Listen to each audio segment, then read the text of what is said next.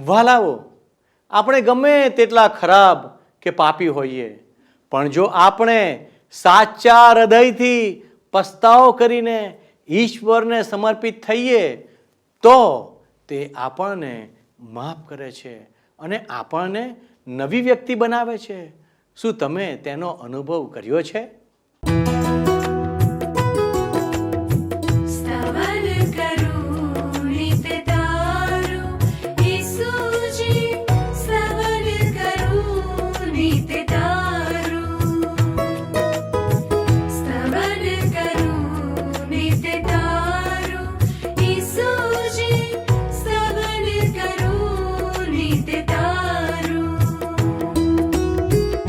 आज सवारे साध सुनी तो महिमा करूं प्रभु तारो,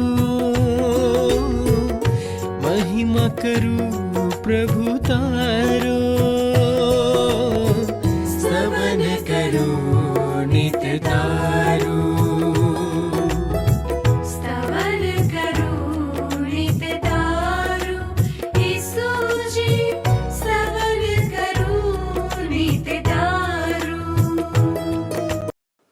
પ્રિય મિત્રો, મને ખુશી છે કે તમે આજે ફરીથી સ્તવન કાર્યક્રમમાં સામેલ થવા માટે અહીં ઉપસ્થિત છો.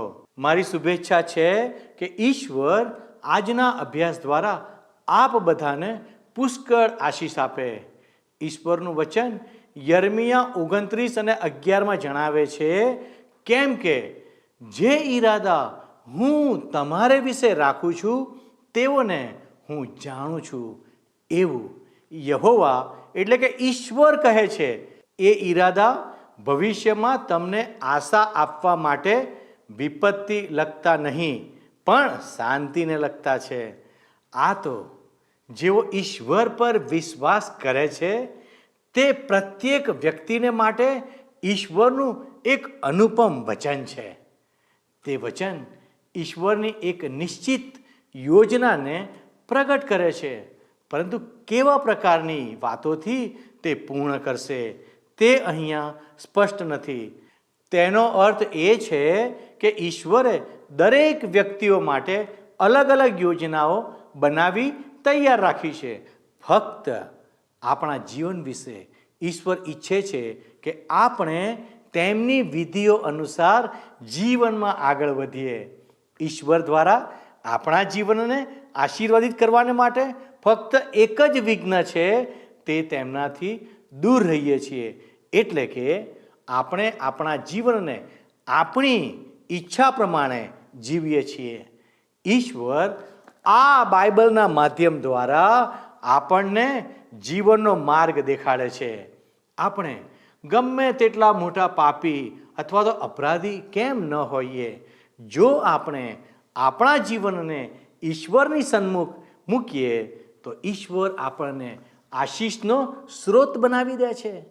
આજે આપણે એક એવી વ્યક્તિના વિશે અભ્યાસ કરીશું જે ઈશ્વર વિરોધી હતો, પરંતુ જ્યારે તેણે ઈશ્વરનો અવાજ સાંભળ્યો અને તેનો પ્રત્યુત્તર આપ્યો ત્યારે તે વ્યક્તિ આશીષનો સ્ત્રોત બની ગયો.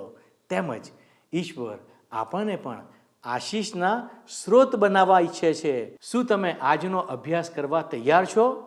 આવો આપણે દેવના સેવકને ધ્યાનથી સાંભળીએ. પ્રિય મિત્ર, તમને યાદ હોય તો ગત સ્તવન કાર્યક્રમમાં આપણે બાઇબલમાંના નવા કરારના વિભાગમાં આવેલ પ્રેષિતોના કાર્યના પુસ્તકનો અભ્યાસ કરતા કરતા એના 9મા અધ્યાયની 16મી કલમ સુધી પહોંચીને અટકી ગયા હતા.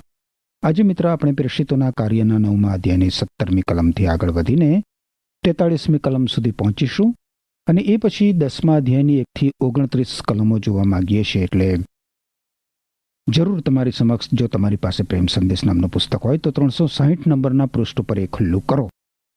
અહીં તમે જોશો મિત્ર તો પ્રેષિતોના કાર્યના 9મા અધ્યાયની 17 થી 19 કલમોમાં લખવામાં આવ્યું છે, તેથી અનાન્યા ગયો અને ઘરમાં પ્રવેશીને શાઉલના માથા પર હાથ મૂકીને કહ્યું, ભાઈ શાઉલ, તું અહીં આવવાનો હતો ત્યારે રસ્તા પર તને દર્શન આપનાર ઈસુ એટલે પ્રભુએ પોતે મને મોકલ્યો છે. તું ફરીથી દેખતો થાય અને પવિત્ર આત્માથી ભરપૂર થાય માટે તેમણે મને મોકલ્યો છે. પછી તરત જ માછલીના ભીંગડા જેવું શાઉલની આંખ પરથી કંઈક ખરી પડ્યું અને તે ફરીથી દેખતો થયો. તેણે ઉઠીને બાપ્તિસ્મા લીધું અને જમ્યા પછી તેનામાં શક્તિ પાછી આવી. જુઓ કેવું ભવ્ય પરિવર્તન મિત્ર. શાઉલ હજી પણ તાર્સસનો શાઉલ જ છે, પણ હવે એ ભાઈ શાઉલ બન્યો છે. શાઉલ હવે દુશ્મન રહ્યો નથી, એ તો હવે ભાઈ બન્યો છે. જે કોઈ પ્રભુ ઈસુ ખ્રિસ્તને પ્રેમ કરે છે તે અન્ય વિશ્વાસીઓનો ભાઈ બની જાય છે મિત્ર. શાઉલને તેની દ્રષ્ટિ પાછી મળી અને એ સાથે શાઉલ પવિત્ર આત્માથી ભરપૂર થયો. સેવા કરવા માટે શાઉલને પવિત્ર આત્માનું ભરપૂરીપણું મળ્યું મિત્ર. હવે 20મી કલમ તમે જુઓ. દમાસ્કસમાં શાઉલનો પ્રચાર. એ શીર્ષક નીચે 20મી કલમમાં લખ્યું છે, શાઉલ કેટલા એક દિવસો સુધી દમાસ્કસમાંના શિષ્યો સાથે રહ્યો. તે સીધો જ ભજન સ્થાનોમાં ગયો અને ઈસુ વિશે પ્રચાર કરવા લાગ્યો. તેણે કહ્યું, તે ઈશ્વર પુત્ર છે. તમે જોયું મિત્ર, પરિવર્તન પામ્યા બાદ તરત જ શાઉલ પ્રભુ ઈસુ ખ્રિસ્ત વિશે પ્રચાર કરવા લાગ્યો, કારણ કે તે પવિત્ર આત્માથી ભરપૂર થયો હતો. ભજન સ્થાનમાં જ શાઉલ પ્રચાર કરવા લાગ્યો. 21 અને 22મી કલમમાં લખ્યું છે, તેના સાંભળનારાઓએ આશ્ચર્યચકિત થઈને કહ્યું, યરૂશાલેમમાં ઈસુને નામે વિનંતી કરનારાઓને મારી નાખનાર તે જ આ માણસ નથી? અને તેમને પાછા લઈ જવાના હેતુસર જ તે અહીં આવ્યો ન હતો. પણ શાઉલનો પ્રચાર એથી પણ વિશેષ જોરદાર બન્યો અને ઈસુ એ જ ખ્રિસ્ત છે તે અંગે તેણે આપેલા પુરાવા એવા ખાતરીદાયક હતા કે દમાસ્કસમાં રહેતા યહૂદીઓ તેને જવાબ આપી શક્યા નહીં. ખ્રિસ્ત એટલે મસીહ, માનવ જાતના મુક્તિદાતા, અજોડ ઉદ્ધારક. શાઉલે યહૂદીઓ સમક્ષ એ જ પ્રચાર કર્યો. તાર્સસનો શાઉલ ઘણી બધી બાબતોમાં અવ્વલ નંબરે આવે છે મિત્ર. દુઃખ સહન કરવામાં, ઈસુ ખ્રિસ્તના પ્રચારક તરીકે, બુદ્ધિ આંકમાં અને જ્ઞાનમાં. શાઉલ કોષાગ્ર બુદ્ધિનો હતો એટલે એની દલીલો શક્તિમાન હતી, પરંતુ પ્રભુ ઈસુ ખ્રિસ્તના શુભ સંદેશ માટે લોકોને શાઉલના પરિવર્તન પામેલા જીવનથી ઠોસ ખાતરી મળતી હતી. લોકો જોઈ શકતા હતા કે પાઉલ જે પ્રચાર કરતો હતો એ જ પ્રમાણે એ જીવતો હતો. હવે આગળ 23 થી 25 કલમો જોઈએ તો લખ્યું છે, ઘણા દિવસો પસાર થયા પછી યહૂદીઓ એકત્રિત થયા અને શાઉલને મારી નાખવાની યોજના ઘડી કાઢી. પણ તેઓની યોજનાની તેને ખબર પડી ગઈ. તેને મારી નાખવા માટે તેઓ રાત દિવસ શહેરના દરવાજાઓ પર ચોકી પહેરો રાખતા. પણ એક રાત્રે શાઉલના શિષ્યોએ તેને ટોપલામાં બેસાડીને કોટની એક બારીમાં થઈને ઉતારી દીધો. હવે યહૂદીઓ શાઉલને દલીલબાજીમાં હરાવી ના શક્યા એટલે એ લોકો શાઉલને મારી નાખવાની જ યોજના કરવા લાગ્યા. હું માનું છું મિત્ર કે શહેરના કોટની દિવાલમાં આવેલી બારીમાંથી ટોપલામાં બેસીને કોટની બીજી બાજુ ઉતરી જવાનો અનુભવ બહુ જ રોમાંચક હશે, બહુ જ રોમાંચક હશે. હવે તમે જુઓ, શાઉલનું યરૂશાલેમમાં આગમન. એ શીર્ષક નીચે પ્રેષિતોના કાર્યના 9મા અધ્યાયની 26મી કલમમાં લખવામાં આવ્યું છે, શાઉલ યરૂશાલેમ આવ્યો અને શિષ્યોની સાથે જોડાવાનો પ્રયાસ કરવા લાગ્યો. પણ તે શિષ્ય છે એવું માનવા કોઈ તૈયાર હતું નહીં. બધા તેનાથી ડરતા હતા. ઈસુ ખ્રિસ્તના શિષ્યોને તો એવું લાગ્યું કે આ શાઉલ એમને છેતરી રહ્યો છે. એ રીતે શાઉલ શિષ્ય મંડળમાં ઘૂસી જવા માંગે છે. શિષ્યોની હજી પણ સતાવણી તો થતી જ હતી મિત્ર. 27મી કલમમાં લખ્યું છે, પછી બારનાબાસે તેને મદદ કરી અને તે તેને પ્રેષિતો પાસે લઈ ગયો. શાઉલને કેવી રીતે રસ્તે જતા પ્રભુના દર્શન થયા હતા અને પ્રભુએ તેની સાથે વાત કરી હતી તે તેણે પ્રેષિતોને સમજાવ્યું. શાઉલે દમાસ્કસમાં ઈસુના નામમાં કેવો હિંમતભેર પ્રચાર કર્યો હતો તે પણ તેણે તેમને કહ્યું. બારનાબાસ એના નામનો અર્થ થાય આશ્વાસન અને દિલાસાનો દીકરો. આ બારનાબાસ આવીને શાઉલના ખભા ઉપર પ્રેમથી હાથ મૂકે છે. શાઉલ માટે બારનાબાસ કેવો આશીર્વાદરૂપ હતો. ઈસુ ખ્રિસ્તના અનુયાયીઓમાં આપણે જાણીએ છીએ મિત્ર, શાઉલની છાપ ખતરનાક હતી, પરંતુ પરિવર્તન પામેલો એક યહૂદી નામે બારનાબાસ શાઉલ અને ઈસુ ખ્રિસ્તના શિષ્ય વચ્ચે સેતુ સમાન બની જાય છે. હવે આગળ 28 થી 31 કલમો તમે જુઓ. લખવામાં આવ્યું છે, તેથી શાઉલ તેમની સાથે રહ્યો અને આખા યરૂશાલેમમાં પ્રભુના નામમાં હિંમતપૂર્વક પ્રચાર કરતો ફર્યો. ગ્રીક બોલતા યહૂદીઓની સાથે પણ તેણે ચર્ચા કરી, પણ તેઓએ તેને મારી નાખવાનો પ્રયાસ કર્યો.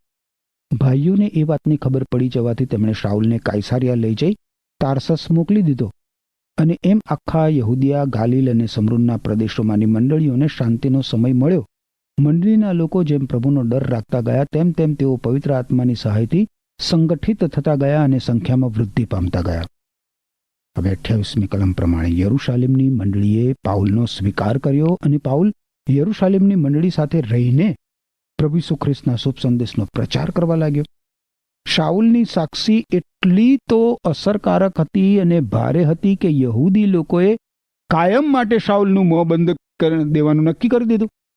શાઉલનું ખૂન કરી નાખવાનો નિર્ણય કર્યો અને 30મી કલમ પ્રમાણે પાઉલ પોતાના વતનના શહેરમાં પછી જાય છે. હવે મિત્ર, આપણને ઈસુ ખ્રિસ્તના પ્રેષિત પિતરની ધર્મસેવા લુદા અને જોપ્પા શહેરોમાં જોવા મળશે. 32 થી 35 કલમો આપણે જોઈએ. લુદા અને જોપ્પામાં પિતર એ શીર્ષક નીચે 32 થી 35 કલમોમાં લખ્યું છે, પિતર બધી જગ્યાએ મુસાફરી કરતો હતો. એકવાર તે લુદામાં રહેતા ઈશ્વરના લોકોની મુલાકાતે ગયો. ત્યાં તે એનિયસ નામના એક માણસને મળ્યો. તેને લકવા થયો હતો અને 8 વર્ષથી પથારીવશ હતો. પિતરે તેને કહ્યું, એનિયસ, ઈસુ ખ્રિસ્ત તને સાજો કરે છે, ઉઠ, તારું બિછાનું ઊંચકીને લે. એનિયસ તરત જ ઊભો થયો. લુદા અને શારોનમાં રહેતા બધા લોકોએ તેને જોયો અને તેઓ પ્રભુ તરફ ફર્યા. પિતર પ્રભુ ઈસુ ખ્રિસ્તનો પ્રેષિત હતો. એટલા માટે એની પાસે બીમાર લોકોને સાજા કરવાનું કૃપાદાન હતું, જેથી લોકો પ્રભુ ઈસુ ખ્રિસ્ત પર વિશ્વાસ કરે અને પ્રભુ ઈસુ ખ્રિસ્તની સાથે જોડાય. હવે 36મી કલમ જુઓ. જોપ્પામાં તાબીથા નામની એક વિશ્વાસી સ્ત્રી હતી. ગ્રીકમાં તેનું નામ દરકાસ અથવા હરણી છે.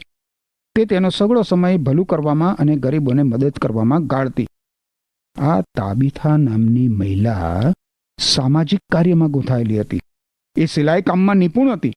તાબીથા આરંભના સંતોમાંની એક હતી અને તે જનતા માટે ઘણા કલ્યાણકારી કામો કરતી હતી. હવે આ તાબીથાનું શું થાય છે એ જુઓ. 37મી કલમ. એ વખતે તે બીમાર પડી અને મરી ગઈ. તેના શબને નવડાવીને ઉપલે માળે ઓરડીમાં રાખ્યું હતું. જોપ્પા શહેરમાં વસતા શિષ્યોએ લુદા શહેરમાં આવેલા પ્રેષિત પિતરને સંદેશો મોકલ્યો કે જોપ્પાની મંડળીમાં એક અત્યંત અદ્ભુત વિશ્વાસી મહિલાનું મૃત્યુ થયું છે. અને 37મી કલમ દર્શાવે છે મિત્ર કે એ દિવસોમાં વિશ્વાસીઓ મૃત વ્યક્તિના શબને દફનાવવા માટે કેવી તૈયારી કરતા હતા. 38મી કલમમાં લખ્યું છે, અને જ્યારે જોપ્પાના શિષ્યોએ સાંભળ્યું કે પિતર લુદામાં છે, ત્યારે તેઓએ 2 માણસોને તેની પાસે સંદેશો લઈને મોકલ્યા, અમારી પાસે જલ્દીથી આવો. તેથી પિતર તૈયાર થઈને તેમની સાથે ગયો. અને આપણે જોયું એ પ્રમાણે મિત્ર, જોપ્પા શહેરમાં વસતા શિષ્યોએ લુદા શહેરમાં આવેલા પ્રેષિત પિતરને સંદેશો મોકલ્યો કે જોપ્પાની મંડળીમાં એક અત્યંત અદ્ભુત વિશ્વાસી મહિલાનું મૃત્યુ થયું છે. શક્ય છે કે જોપ્પા શહેરના વિશ્વાસીઓ એવું માનતા હશે કે પ્રેષિત પિતર એની મૃત્યુમાંથી ફરી સજીવન કરી શકશે.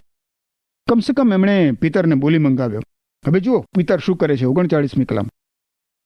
તે આવી પહોંચ્યો એટલે તેઓ તેને ઉપલે માળે ઓરડીમાં લઈ ગયા. બધી વિધવાઓ તેને ઘેરી વળી અને તે જીવતી હતી ત્યારે તેણે જે ખમીસ અને કોટ બનાવ્યા હતા તે તેને બતાવતા તેઓ રડવા લાગી. હવે અહીંયા એક નોંધપાત્ર બાબત એ છે મિત્ર કે વિધવા બહેનોએ મૃત તાબીથાએ તેમના માટે જે વસ્ત્રો સીવ્યા હતા એ પિતરને બતાવ્યા. શા માટે વિધવા બહેનોએ આ પ્રમાણે કર્યું? કારણ કે એ લોકો ગરીબ હતી. તાબીથાએ એમના માટે વિના મૂલ્ય વસ્ત્રો જો સીવ્યા ના હોત ને મિત્ર, તો કદાચ એ ગરીબ વિધવાઓ પાસે અંગ ઢાંકવાના વસ્ત્રો પણ ના હોત. 40 અને 41 કલમમાં લખ્યું છે, પિતરે બધાને ઓરડાની બહાર કાઢી મૂક્યા અને ઘૂંટણે પડીને પ્રાર્થના કરી. પછી શબ તરફ ફરીને તેણે કહ્યું, તાબીથા ઉઠ. તેણે તેની આંખો ખોલી અને પિતરને જોઈને તે બેઠી થવા લાગી. પિતરે આગળ વધીને તેને બેઠી થવામાં સહાય કરી. પછી તેણે વિશ્વાસીઓ અને વિધવાઓને બોલાવીને તેને જીવતી સોંપી. અહીં મિત્ર આપણે ચિહ્નરૂપ અદ્ભુત કૃત્ય કરી શકવાના કૃપાદાનને પ્રેષિત પિતર દ્વારા વ્યવહારમાં મુકાતું જોઈએ છીએ. પ્રેષિતોના કાર્ય નામના ઈસુ ખ્રિસ્તની મંડળીના ઇતિહાસરૂપ આ પુસ્તકમાં મિત્ર પ્રેષિત પિતર અને પ્રેષિત પાઉલના સેવા કાર્યોનું વર્ણન આપવામાં આવ્યું છે. સિમોન પિતર એની જાતિના લોકો એટલે કે યહૂદી લોકો મધ્યે મુખ્યત્વે કાર્ય કરતો હતો, પરંતુ એણે બિન યહૂદી લોકોમાં સેવા કાર્યનું દ્વાર ખોલ્યું.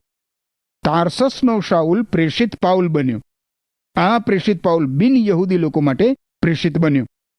પ્રેષિતોના કાર્યના પુસ્તકમાં એ નોંધવામાં આવ્યું છે મિત્ર કે બંને એટલે કે પ્રેષિત પિતરે અને પ્રેષિત પાઉલે એક વ્યક્તિને મૃત્યુમાંથી સજીવન કરી હતી.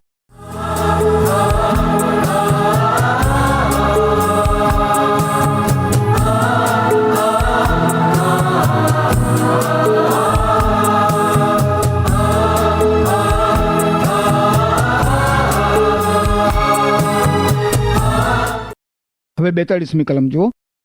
આ અંગેના સમાચાર આખા જોપ્પામાં પ્રસરી ગયા અને ઘણા લોકોએ પ્રભુમાં વિશ્વાસ કર્યો. આ સમગ્ર પ્રસંગમાં લોકોએ ઈસુ ખ્રિસ્ત પર વિશ્વાસ કર્યો એ સૌથી વધુ મહત્વનો મુદ્દો છે મિત્ર. હવે 9મા અધ્યાયની આપણે છેલ્લી કલમ જોઈએ, 43મી કલમ. જોપ્પામાં સિમોન નામના એક ચમારને ત્યાં પીતર ઘણા દિવસ રહ્યો. જોપ્પા શહેરમાં પ્રેષિત પીતર એક ચમારના ઘેર રહે છે. એના મનમાં છે કોઈ ભેદભાવ, કોઈ જ્ઞાતિભેદ, કોઈ છૂત અછૂતની ભાવના, ઊંચ નીચના ભેદ?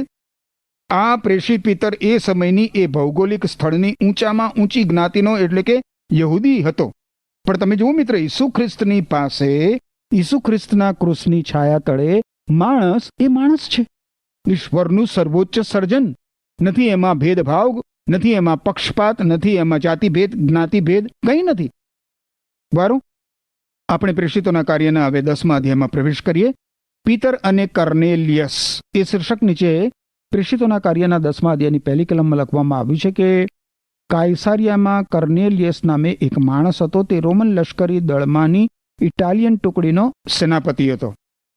હવે હું મિત્ર તમને યાદ અપાવું કે 9મા અધ્યાયની 30મી કલમ પ્રમાણે પ્રેષિત પાઉલ કાયસારિયા ગયો હતો. હવે કર્નેલિયસનું મથક કાયસારિયા હતું. કર્નેલિયસ 100 રોમન સૈનિકોનો ઉપરી અધિકારી હતો. આ કર્નેલિયસના પરિવર્તનને કારણે રાજધાનીમાં પ્રભુ ઈસુ ખ્રિસ્તના શુભ સંદેશના પ્રચાર કાર્યને મહાન વેગ મળ્યો હતો મિત્ર. હવે બીજી કલમ જુઓ. તે ધાર્મિક માણસ હતો. તે અને તેનું આખું કુટુંબ ઈશ્વરની ભક્તિ કરતા હતા. તે ગરીબ યહૂદી લોકોને ઘણી મદદ કરતો હતો અને હંમેશા ઈશ્વરની પ્રાર્થના કરતો હતો. આ કર્નેલિયસ ધાર્મિક માણસ હતો અને એની ભક્તિ યોગ્ય દિશામાં હતી. જે એકમાત્ર સત્ય સનાતન ઈશ્વર છે એમની એ આરાધના ભક્તિ કરતો હતો. કર્નેલિયસ સાચા ઈશ્વર પર અવલંબતો હતો. ત્રીજી કલમ કહે છે, એકવાર બપોરે 3 વાગે તેને સંદર્શન થયું. તેમાં તેણે સ્પષ્ટ રીતે ઈશ્વરના દૂતને તેની પાસે આવીને કર્નેલિયસ એમ કહેતો જોયો. આ કર્નેલિયસ એને મળેલા પ્રકાશના ધોરણ પ્રમાણે જીવતો હતો મિત્ર. ચોથી કલમ કહે છે, તે બીકમાં ને બીકમાં દૂત સામે તાકી રહ્યો અને કહ્યું, શું છે સાહેબ? દૂતે કહ્યું, ઈશ્વરે તારી પ્રાર્થનાઓ અને દાન ધર્મના કાર્યોનો સ્વીકાર કર્યો છે અને તને યાદ કર્યો છે. ઈશ્વરનો દૂત કર્નેલિયસને દર્શન આપીને અત્યંત આનંદના સમાચાર આપે છે. જોયું મિત્ર? પણ એ પહેલા તમે જુઓ તો 5 થી 8 કલમોમાં લખ્યું છે, હવે માણસ મોકલીને જોપ્પાથી સિમોન પીતરને બોલાવ. દરિયા કિનારે રહેતા સિમોન ચમારને ત્યાં તે મહેમાન તરીકે ઉતર્યો છે. પછી તેની સાથે વાત કરનાર દૂત જતો રહ્યો. કર્નેલિયસે ઘરના 2 નોકરોને અને એક સૈનિક જે ધાર્મિક માણસ અને તેનો અંગત સેવક હતો તેમને બોલાવ્યા અને બધા બનાવો જણાવીને તેમને જોપ્પા મોકલ્યા. હવે આપણે જોઈએ તો ઈશ્વરનો દૂત કર્નેલિયસને પીતર ક્યાં મળશે એ અંગે કેટલું સચોટ માર્ગદર્શન આપે છે. 9મી કલમમાં આગળ વાંચો તો લખ્યું છે, બીજે દિવસે તેઓ ચાલતા ચાલતા જોપ્પા નજીક આવી પહોંચ્યા. ત્યારે પીતર લગભગ બપોરે ઘરના ધાબા પર પ્રાર્થના કરવા માટે ગયો હતો. પીતર બપોરે પ્રાર્થના કરવા માટે ગયો હતો. ઈશ્વર સિમોન પીતરને તૈયાર કરે એ આ રીતે અત્યંત આવશ્યક બાબત હતી મિત્ર. 10 થી 12 કલમોમાં લખ્યું છે, તે ભૂખ્યો થયો અને તેને ખાવું હતું. ભોજન તૈયાર થઈ રહ્યું હતું ત્યારે તેને સંદર્શન થયું. તેણે આકાશ ખુલ્લું થયેલું અને 4 છેડાથી પૃથ્વી પર ઉતરતી ચાદર જેવું કંઈક જોયું. તેમાં પૃથ્વી પરના સર્વ પ્રકારના 4 પગવાળા પ્રાણીઓ, પેટે ચાલતા પ્રાણીઓ અને જંગલી પક્ષીઓ હતા. હવે લેવીયના પુસ્તકના 11મા અધ્યાય પ્રમાણે મિત્ર, બાઇબલમાં જૂના કરારના વિભાગમાં લેવીયનું પુસ્તક છે ને, એના 11મા અધ્યાય પ્રમાણે યહૂદી નિયમ અનુસાર અમુક પ્રકારના ખોરાક લેવાનો નિષેધ હતો. ખોરાકને લગતા નિષેધાત્મક નિયમોને કારણે બિન યહૂદી લોકો સાથે યહૂદી લોકોએ જમવું બહુ જ અઘરું હતું. અને પિતરનું દર્શન એને સૂચવતું હતું કે તેણે બિન યહૂદી લોકોનો ઈશ્વર ઉદ્ધાર કરશે નહીં એમ સમજવું નહીં. પિતરને આ દર્શન થયું એ પહેલા પિતરે એવું માન્યું હોત કે બિન યહૂદી સેનાપતિ ઈસુ ખ્રિસ્તનો સ્વીકાર કરી શકે નહીં. પણ દર્શન પામ્યા પછી જ પિતરે સમજી શકે કે તેણે કર્નેલિયસના માણસો સાથે જવું જોઈએ અને બિન યહૂદી એવા કર્નેલિયસના ઘરમાં પ્રવેશીને તેને પ્રભુ ઈસુ ખ્રિસ્ત દ્વારા મળતી પાપોની માફીનો શુભ સંદેશ આપવો જ જોઈએ. હવે 13 અને 14 કલમો જુઓ. એક અવાજ સંભળાયો, પિતર, ઉઠ, મારીને ખા. પણ પિતરે કહ્યું, ના પ્રભુ, એમ નહીં. દૂષિત અને અશુદ્ધ એવું કંઈ મેં કદી ખાધું નથી. પિતર હજી પણ મોશેના નિયમશાસ્ત્રને આધીન રહ્યો છે. તેથી જે નિષેધાત્મક ખોરાક છે એ ખાતા એ અચકાઈશ. પિતર આ બાબતમાં પ્રમાણિક છે અને નિખાલસ પણ છે. પરંતુ પ્રભુ તેને શીખવી રહ્યા છે કે તે હવે મોશેના નિયમની જૂંસરી નીચે નથી. 15મી કલમ જુઓ. ફરી અવાજ સંભળાયો, ઈશ્વરે જેને શુદ્ધ જાહેર કર્યું છે તેને અશુદ્ધ ગણીશ નહીં. ઈશ્વરે જેને શુદ્ધ જાહેર કર્યું છે તેને આપણે અશુદ્ધ ઠરાવી શકતા નથી મિત્ર. 16મી કલમ કહે છે, એવું 3 વાર બન્યું અને પછી તે વસ્તુ આકાશમાં પાછી લઈ લેવાય. પિતર વિચારમાં પડી ગયો કે આ બધું શું બની રહ્યું છે. 17 થી 22 કલમોમાં લખ્યું છે, જે સંદર્શન જોયું તેનો અર્થ વિશે પિતર વિચારતો હતો. એવામાં કર્નેલિયસના માણસોને સિમોનનું ઘર મળી ગયું અને તેઓ દરવાજે ઊભા હતા. તેઓએ બૂમ પાડીને પૂછ્યું, સિમોન પિતર નામે અહીં કોઈ મહેમાન છે? પિતર હજુ એ સંદર્શનનો અર્થ સમજવા પ્રયત્ન કરતો હતો ત્યારે પવિત્ર આત્માએ કહ્યું, જો 3 માણસો તારી રાહ જુએ છે, તેથી ઊઠ, નીચે ઉતર અને તેમની સાથે જવા આનાકાની કરીશ નહીં, કારણ મેં તેમને મોકલ્યા છે. તેથી પિતર નીચે ઉતર્યો અને પેલા માણસોને કહ્યું, તમે જેને શોધો છો તે હું જ છું. તમે કેમ આવ્યા છો? તેઓએ જવાબ આપ્યો, લશ્કરી અમલદાર કર્નેલિયસે અમને મોકલ્યા છે. તે ધર્મનિષ્ઠ અને ઈશ્વરની ભક્તિ કરનાર માણસ છે અને બધા યહૂદીઓ તેને ખૂબ માન આપે છે. ઈશ્વરના એક દૂતે તમને તેને ઘેર આમંત્રણ આપવા જણાવ્યું કે જેથી તે તમારો સંદેશ સાંભળી શકે. પિતરે કાઈસારિયા જવાનું છે. કર્નેલિયસે મોકલેલા માણસો પિતરને બધું સમજાવે છે અને કર્નેલિયસના ઘેર આવવા પિતરને આમંત્રણ આવે છે. હવે તમે મારી સાથે સાથે 23 થી 25 કલમો જોશો મિત્ર. પિતરે એ માણસોને ઘરમાં બોલાવ્યા અને ત્યાં તેમને રાતવાસો રાખ્યા. બીજે દિવસે તે તૈયાર થઈને તેમની સાથે ગયો અને જોપ્પાના કેટલાક ભાઈઓ પણ તેની સાથે ગયા. બીજે દિવસે તે કાઈસારિયા આવી પહોંચ્યો. ત્યાં કર્નેલિયસ પોતાના સગા સંબંધીઓ તથા નિકટના આમંત્રિત મિત્રો સાથે તેમની રાહ જોતો હતો. પિતર ઘરમાં જતો હતો ત્યારે કર્નેલિયસ તેને મળ્યો અને પગે પડીને તેને નમન કર્યું. કર્નેલિયસ હજી પણ બિન યહૂદી છે મિત્ર, અને આત્મિક રીતે અંધકારમાં છે. જ્યારે ઈશ્વરના દૂતે કર્નેલિયસને સિમોન પિતરને બોલાવી મંગાવવાનો આદેશ આપ્યો ત્યારે કર્નેલિયસને લાગ્યું કે જરૂર સિમોન પિતર બહુ મહત્વની વ્યક્તિ છે અને એટલે એ સિમોન પિતરને પગે પડીને પિતરને નમન કરે છે. પરંતુ કર્નેલિયસના આવા કૃત્ય પ્રત્યે પિતર જે પ્રતિભાવ આપે છે એ બહુ જ નોંધનીય છે મિત્ર. સિમોન પિતર કદી જ કોઈને તેના પગે પડવા દે એવી વ્યક્તિ નથી. 26મી કલમ આપણને જણાવે છે, પણ પિતરે તેને ઊભો કર્યો. તેણે કહ્યું, ઊઠ, ઊભો થા, કારણ હું પણ માણસ જ છું. કર્નેલિયસના ભક્તિના આ પગલાથી પિતર ગર્વિષ્ઠ બની શક્યો હોત મિત્ર. પણ તમે જુઓ તો ખરા, એક રોમન સેનાપતિ પિતરના પગે પડે છે અને ગર્વિષ્ઠ બનવાને બદલે પિતર કર્નેલિયસને ઈસુ ખ્રિસ્ત તરફ દોરે છે. ઈસુ ખ્રિસ્ત તરફ આંગળી ચીધે છે. 27 અને 28મી કલમોમાં લખ્યું છે, ઘરમાં જતા જતા પિતરે કર્નેલિયસ સાથે વાત ચાલુ રાખી. ઘરમાં તેણે બધા માણસો એકત્રિત થયેલા જોયા. તેણે તેમને કહ્યું, તમે જાણો છો કે ધર્મ અનુસાર યહૂદીને બિન યહૂદીની મુલાકાત લેવાની કે તેની સંગત રાખવાની છૂટ નથી. પણ ઈશ્વરે મને બતાવ્યું છે કે મારે કોઈ માણસને અશુદ્ધ કે દૂષિત ગણવો નહીં, અને તેથી તમે મને બોલાવ્યો ત્યારે મેં કંઈ વાંધો ઉઠાવ્યો નહીં. પિતર કર્નેલિયસના ઘરમાં પ્રવેશ કરે છે અને એ પ્રવેશ કેટલો બધો ભવ્ય છે મિત્ર, એ જુઓ તમે. સૌ પ્રથમ વખત પિતર એક બિન યહૂદીના ઘરમાં પ્રવેશ કરે છે. પિતર કદાચ હજી પણ ઈશ્વરના આ આદેશ વિશે આશ્ચર્યમાં હશે. 29મી કલમમાં પિતર પ્રશ્ન પૂછે છે, તો હવે મને કહેશો કે તમે મને કેમ બોલાવ્યો છે?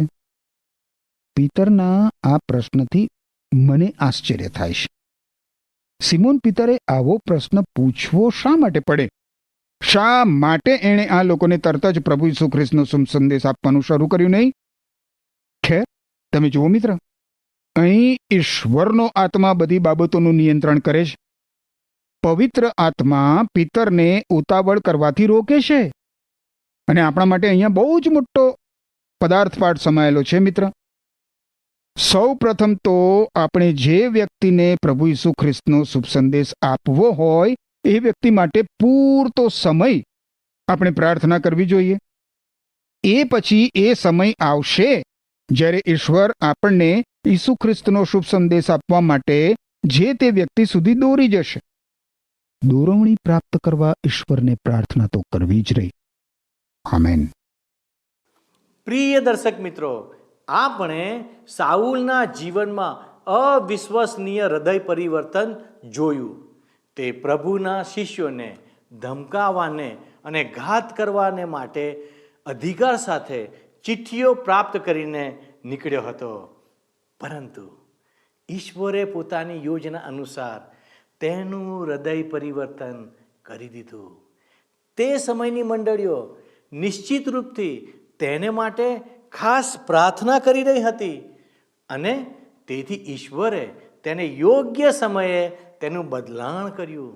જ્યારે તેને મંડળીમાં પ્રવેશ આપવામાં આવ્યો ત્યારે મંડળીના લોકો શરૂઆતમાં તો તેના પર વિશ્વાસ કરી શક્યા નહીં.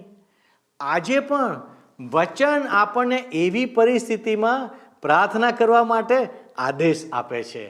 માથી 5:44 ઈસુ કહે છે, પણ હું તમને કહું છું કે તમે તમારા વેરીઓ પર પ્રેમ કરો અને જેઓ તમારી પાછળ પડે છે તેઓને માટે પ્રાર્થના કરો. સાઉલ, જે પાઉલ કહેવાય છે, તેને સ્તેફને પોતાના મૃત્યુ પહેલાં શુભ સંદેશ આપ્યો હતો. જ્યારે પ્રભુએ તેને દર્શન આપ્યું ત્યારે પાઉલ ઈશ્વરના પ્રતાપને સમજી શક્યો. આપણી આસપાસ, આપણા ઘરની અંદર વચનને ન જાણવાને કારણે લોકો પાપમય જીવનમાં આગળ વધી રહ્યા છે. જો આપણે પ્રભુ ઈસુ પર વિશ્વાસ કરીએ છીએ તો ઈશ્વર તમારા દ્વારા તેઓને ઉદ્ધારનો માર્ગ જણાવવા ઈચ્છે છે. તેથી જે કંઈ ઈશ્વરે તમને શીખવ્યું છે તેના દ્વારા તમે તેમને માર્ગદર્શન આપો, જેથી તેઓ ઈશ્વરના ઉદ્ધારને જોઈ શકે. તમે તેઓને માટે પ્રાર્થના કરો, તેમજ તમારા પોતા માટે પણ પ્રાર્થના કરો કે ઈશ્વર તમને તેમનું માધ્યમ બનાવે. વહાલા દર્શક મિત્રો, ઈશ્વર આ પ્રમાણે કરવાને માટે આપને સહાય કરો. આમેન. મિત્રો, ગત પ્રશ્નનો જવાબ છે ગાઝા.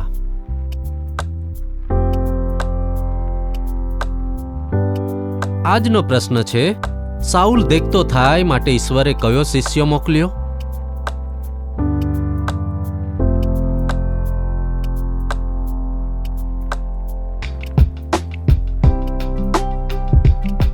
જવાબ આપેલ સ્ક્રીન પર દર્શાવેલ વોટ્સએપ નંબર પર આપવાનો રહેશે.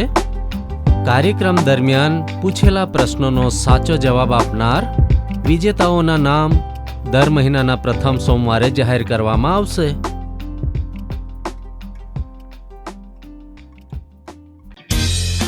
શું તમને આ કાર્યક્રમ ગમ્યો? અત્યારે જ અમને મિસ કોલ કરો.